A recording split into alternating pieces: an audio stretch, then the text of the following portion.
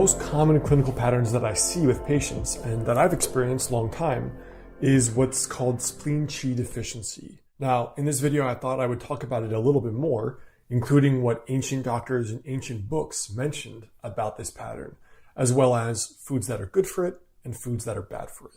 Hey guys, I'm Dr. Alex Hein, Chinese medicine doctor, licensed acupuncturist, and author of the health book, Master the Day, on Amazon and Audible.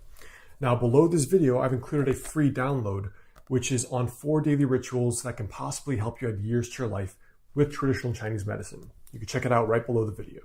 Now, spleen Qi deficiency, as it's called, is a very kind of textbook definition that is often a lot more complicated and a lot more nuanced in clinical practice.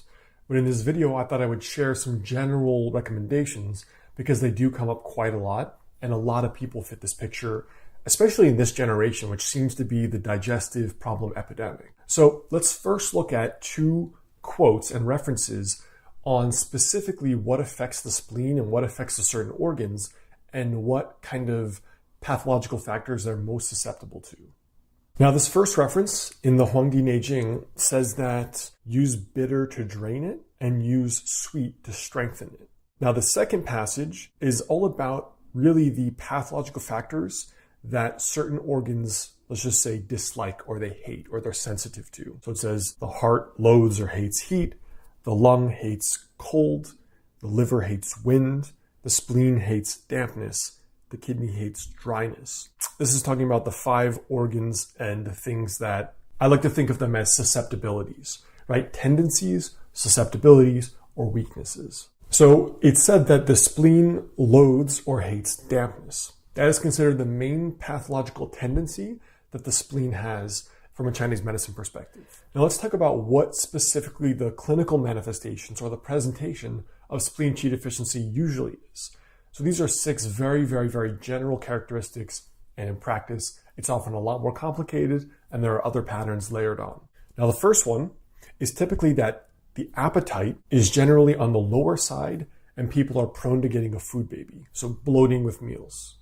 The second one is regarding bowel movements, where a textbook spleen Qi deficiency pattern is loose stools, sometimes even diarrhea, but potentially what I see is often constipation, but the actual stools themselves are soft or wetter, meaning like soft serve or they stick to the side of the bowl. The next pattern is visually. Often people with spleen Qi deficiency are often more on the pale side or the more anemic side, and that can be the sequela or a branch manifestation later down the line of long-term spleen Qi deficiency. It can be anemic-like presentations.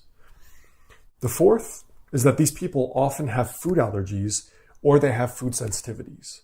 So one of the expressions here that comes up a lot is that people with spleen Qi deficiency often just don't like eating that much because they often feel food in their body, they feel bloating easily, they easily get like that rock, food doesn't descend in their stomach sometimes. Eating is not an easy part of a spleen Qi deficient person's life. So they often have a resistance to wanting to just eat that much. The next pattern is that generally, not always, they tend to lose weight easily.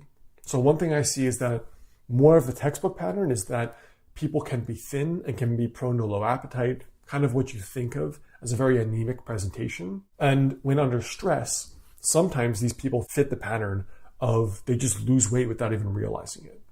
Now, on the other hand, you can often have people who are quite overweight who feel like if they don't eat, they get heavy fatigue. So it's almost like a blood sugar dysregulation issue, but the manifestation is that they're still very overweight, but they feel like if they stop eating, then they're fatigued. But from an outside perspective, they're eating quite a lot of food still, so they're still overeating. The last factor that I see is that generally, like I mentioned, they tend to not just enjoy eating, but they also tend towards eating a limited specialized diet. So this is generally how most people self-adjust to this pattern, is that over time, they just eat fewer and fewer foods because they can't digest them. They get too much bloating, discomfort, or other symptoms too. And to avoid the pain and the discomfort, they just really don't eat that much. And that's been one of the ways they found to cope with this kind of problem.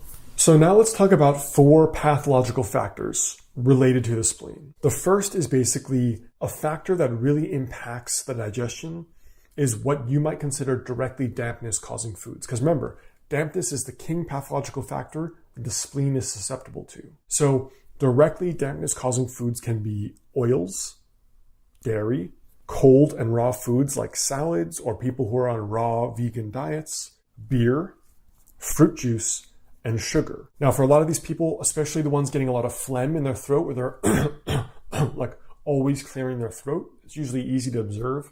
Sweet, the flavor of sweet, in almost any form it comes in, is a problem because it will usually exacerbate that kind of phlegminess. The second is congestion as a general thing, meaning overeating in general. So this idea of congestion, you take someone who eats a healthy diet, but then let's just say it's a healthy kind of burrito. But now, for whatever reason, they eat a massive burrito in one sitting.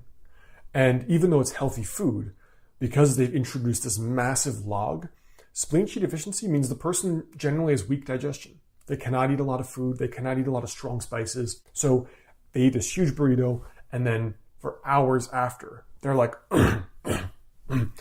because this kind of mucus, saliva, is the fluid related to the spleen specifically. So when the spleen is struggling, it produces this excess mucus, this excess saliva. So even with a healthy diet, overeating produces congestion, which is a problem for the spleen, and then later, even the gallbladder. So congestion is another big one people don't talk about. The third, strong flavors. So for example, you talk to people who are on the weaker digestive side, and they'll say, I went out to get spicy Mexican or spicy Indian, and I had horrendous diarrhea the next day, or all the next day. Or I very commonly hear, I drank beer, and I got diarrhea. I ate pizza, and then I get diarrhea. Any of these strong things, either strong flavors like strong spices are a problem, but also just heavy food is a problem. Now the last, I guess you could call pathological factor, is this tendency to pivot. What I see clinically in spleen qi deficiency is what one of my mentors called excess opening or excess closing. Excess opening is when a person is prone to frequent stools. So I hear people that say I have 3, 4, 5, 6, 7 stools a day. That's definitely spleen qi or even spleen, what we call yang deficiency, where there's way too many stools. On the other side is what's called too much closing, where a person still has a spleen qi pattern, weak appetite, food allergies, anemic looking, but they miss bowel movements easily. They easily miss a day or 2 or 3. And even then, they still may be cold, but this is still kind of the same pattern because a lot of the time, but not always, when the stool comes out, let's just say they miss 1 day. When the stool comes out, it can still be soft. Maybe the first part is hard and then after it's soft. Or maybe they have just a large stool the next day and it still is pretty soft. So there still is that kind of wetness to it, which is like the lack of digestive fire, for lack of a better term. Now finally, let's talk about some of the beneficial foods for the spleen. I'm going to give these 2 general buckets. Let's just call it dampness 1.0, dampness 2.0. Now dampness 1.0 is just general low-grade bloating, a little bit of food sensitivities, lower appetite side, maybe just have 2 meals a day, and that kind of thing.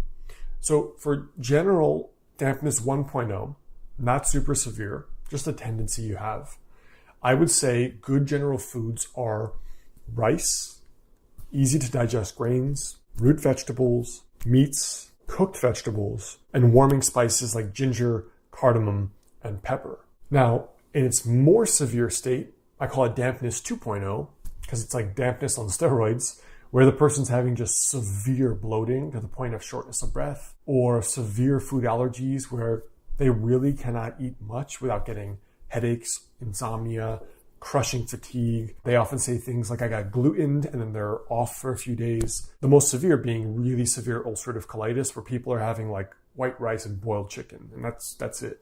And they're still having 20 bloody bowel movements a day. That would be the very, very severe spleen, qi, yang, and other organ deficiencies going on there. But for these really severe cases, or if you feel like you're allergic to literally everything, I recommend the avoidance of all starch altogether. Whereas for the average person, rice is usually not a problem. Even for spleen qi deficient people, bread can be a problem still. Whereas in this 2.0 version, all starch should be avoided. So a diet may look like no starches, which means rice and potatoes and root crops, a moderate amount of sauteed vegetables, meats, and then lesser portions of fat like avocados, because remember, Those oily things can cause dampness. And then modern diets that come to mind based on this: the specific carbohydrate diet, which is specifically for digestive disorders, strict paleo, or these GAPS and all these kinds of elemental type diets. Those tend to be pretty extreme, Whole30, all these kinds of things that are all related from each other. That would be dampness 2.0.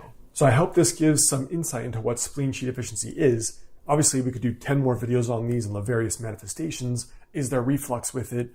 Is there gallbladder disease, gallstones? Is there abdominal pain? Because that's not strictly spleen Qi deficiency. There are many other ways this can manifest. That is the core pattern, and very useful to know.